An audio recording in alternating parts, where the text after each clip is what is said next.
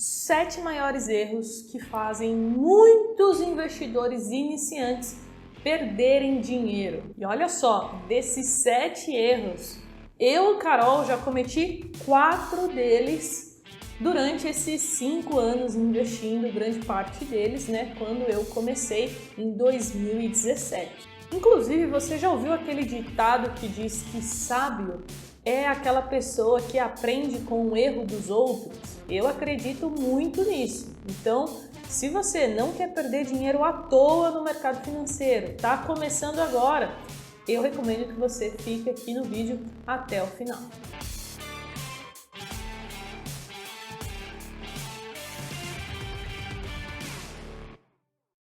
E antes, 2 recadinhos muito rápidos. Se você quiser evoluir muito mais rápido, me acompanhe no Instagram, porque lá eu ensino sobre investimentos todos os dias. E para você me acompanhar lá, é só procurar @carol.jovens. E o segundo recado é, se você quiser estudar com Jovens na Bolsa, fazer parte aí dos mais de 1.700 alunos, é só você se cadastrar na lista de espera do nosso treinamento Formação JNB em Investimentos. O link estará aqui embaixo na descrição. Então vamos lá, eu separei aqui 7 erros, os principais. Alguns deles eu, Carol, cometi e os outros são erros que eu vejo que a maioria acaba cometendo esses erros porque começa da maneira errada, enfim. Primeiro erro é investir tudo em somente uma classe de ativo. Como assim, Carol? É aquela pessoa que começa a investir e ela quer colocar tudo somente em um tipo de investimento. Geralmente a pessoa quer colocar tudo em criptomoedas, ou ela quer colocar tudo em fundos imobiliários, ou talvez ações. Eu, Carol, quase cometi esse erro, porque quando eu comecei, eu tinha apenas fundos imobiliários e ações, né? Então, por mais que eu diversifiquei, na minha concepção, eu diversifiquei pouco. Se lá quando eu comecei a investir em fundos imobiliários e ações, em 2018, eu tivesse a mentalidade que eu tenho hoje, eu teria investido naquela época em investimentos no exterior,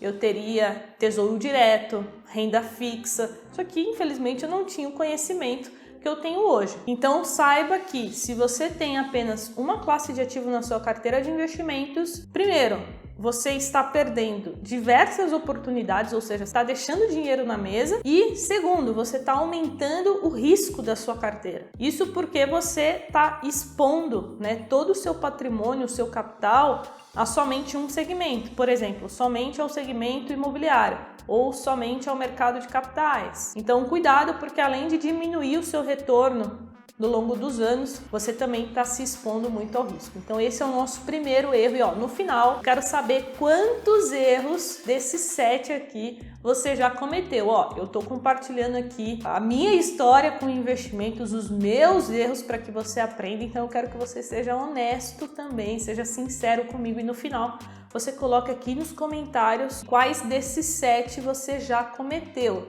Afinal, o seu comentário ele pode ajudar, inclusive, outro investidor iniciante que irão assistir esse vídeo e provavelmente vão ler os comentários. E agora então vamos ao segundo grande erro. Esse aqui também é clássico. Esse aqui, graças a Deus, eu não cometi, né? Que é comprar um monte de fundo imobiliário ou um monte de ação. Pessoal, eu recebi uma mensagem no Instagram, acho que deve fazer uns 2 meses, de um seguidor que mandou assim: Carol do céu, eu tô com 22 fundos imobiliários na minha carteira e eu acho que eu estou cometendo um erro. E aí eu falei, sim, você tá bem errado, ainda mais porque ele não tinha um capital tão relevante, né, para ter 22 fundos imobiliários, e mesmo que tivesse, tá? Não faz sentido ter tanto fundo imobiliário na carteira, você acaba pulverizando muito. Então, eu falei para ele, né, comprar o nosso treinamento, o nosso curso, que aí o nosso analista, o Thiago Boy, ia dar uma olhada lá na carteira dele para estar auxiliando e tirando alguns fundos imobiliários. Então, cuidado, porque eu sei que é muito tentador quando a gente está estudando, né, vários FIIs e várias ações, a gente acaba querendo comprar tudo. Só que isso é um grande erro. Já foi mostrado através de diversos estudos que se você tiver mais do que 10 a 15 ações, você não estará diversificando, você estará pulverizando a sua carteira. O que é pulverizar? É você colocar tanto ativo nela que se alguma dessas ações tiver um ganho expressivo, vai acabar que não vai te trazer retorno, porque você tinha um patrimônio, um capital muito pequeno nela.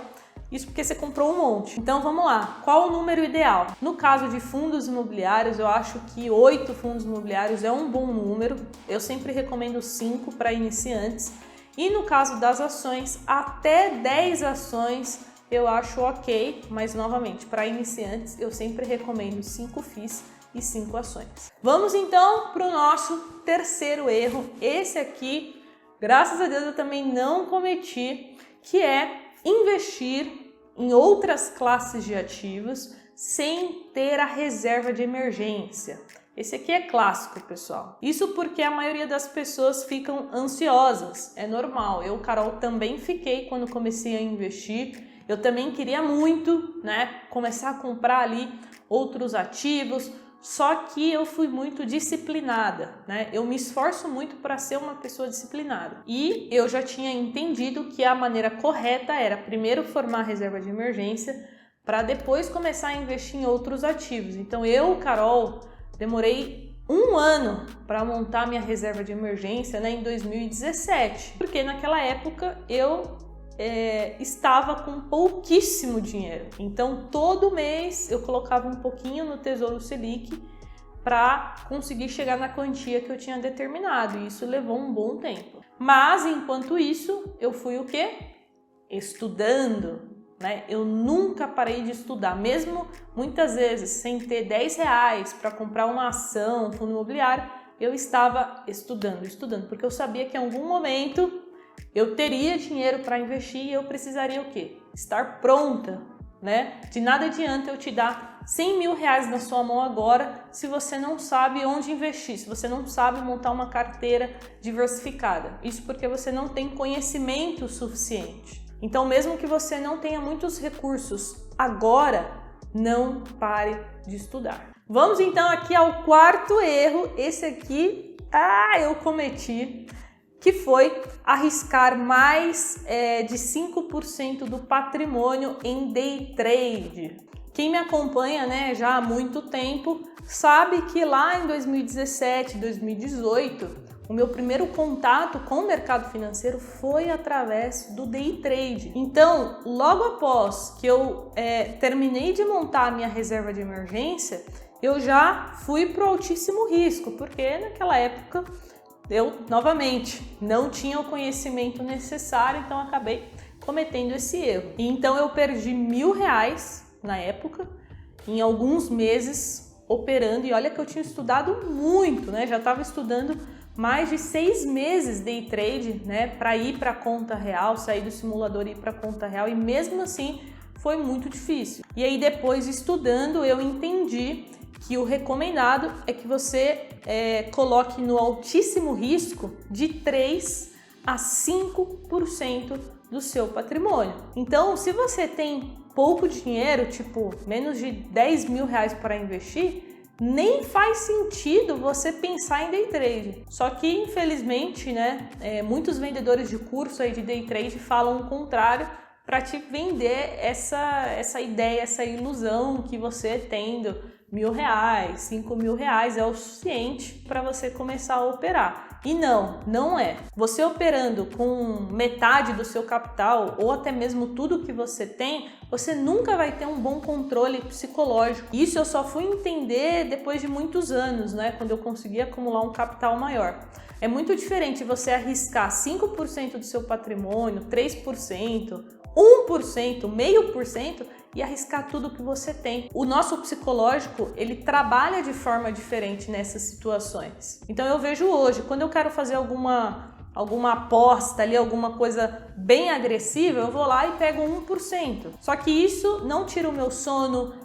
Se eu perder, eu não vou ficar triste, eu não vou ficar com raiva. Porém, eu vejo que lá atrás, em 2017, 2018, como eu tinha pouco dinheiro, nossa, eu ficava extremamente ansiosa, com medo de perder aquele dinheiro. Então, vai por mim, me ouve. Se você tem pouco dinheiro, nem entra nessa de day trade. E agora então vamos para o nosso quinto erro, mas antes, ó, assistiu até aqui é porque o vídeo tá bom, não esquece de deixar o like, você vai ajudar muito toda a equipe dos jovens que trabalha sério aqui para trazer esse conteúdo para você. O nosso quinto erro então é investir em algo porque um influenciador, um analista, um investidor indicou, né, ou falou sobre. Esse erro eu confesso que eu, Carol, já cometi também, mais no início, lá para talvez 2018, 2019, porque é muito tentador. Tem muitas pessoas que são muito boas no mercado financeiro, estão sempre falando, eu acho que essa ação, esse fundo imobiliário, esse segmento, ele vai muito bem, esse ativo, e a gente fica tentado, não fica? A pegar aquela dica ali e investir sem estudar. Então é aí que está o problema. Muitas vezes a gente pega uma opinião ali de um investidor e investe sem entender, né, a tese. Eu sempre chamo isso de tese de investimento. Todos os investimentos que você tem na sua carteira, você precisa ter uma tese. Se você tem ações hoje, você precisa explicar para mim e provar para mim que é um bom momento para ter ações na sua carteira. Se você tem renda fixa pré-fixado, você precisa saber o porquê. Por que você está posicionado em pré agora? E assim por diante. Só que às vezes bate, né, aquela preguiça e a gente vai e só segue a dica. Então, eu já fiz isso e acho que 90% das vezes que eu fiz isso, eu perdi dinheiro. Foram poucas, né, que eu segui ali, né, uma recomendação sem estudar, que eu tive um bom retorno. Então, anota aí. Ouviu uma dica de alguém, até mesmo de pessoas que muitas vezes estão bem intencionadas, mas a responsabilidade de estudar e ir atrás de mais informações continua sendo sua, continua sendo nossa. Então, sempre entenda a tese de investimentos e os riscos por trás dele antes de investir. Vamos então ao sexto. Esse aqui eu confesso que eu já cometi algumas vezes, que é não acompanhar a carteira de investimento a cada 3 meses.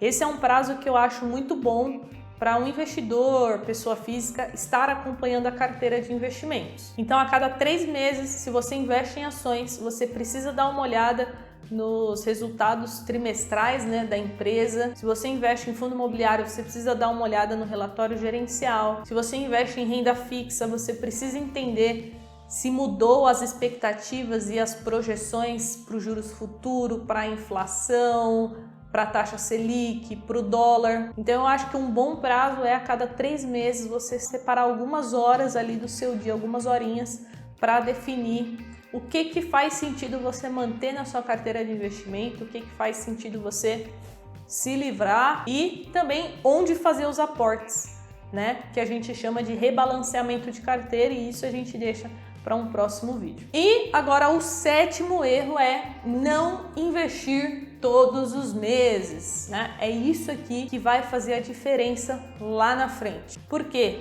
Nós temos 3 variáveis aí nos investimentos, né? O retorno deles, o tamanho do aporte, do dinheiro que você coloca e o tempo, né? O tempo que você vai deixar o seu dinheiro investido. Só que a maioria das pessoas focam nisso aqui, ó, na rentabilidade, no retorno, e se esquece que quanto antes você começar e se você todo mês investir um pouco, você estará jogando ao seu favor, né? Porque a variável tempo é uma das mais importantes para quem quer ter sucesso nos investimentos. Se a gente olhar Warren Buffett, Luiz Barsi, que são grandes investidores, o Luiz Barsi, né, ele chegou lá no seu milhão e depois no seu bilhão, quase ali na casa dos 40 anos. E ele começou a investir muito jovem. Só que aí depois que ele chegou no primeiro milhão, fazer o segundo, o terceiro, o quarto e o quinto foi muito mais rápido. Só que a maioria das pessoas não tem essa paciência, né?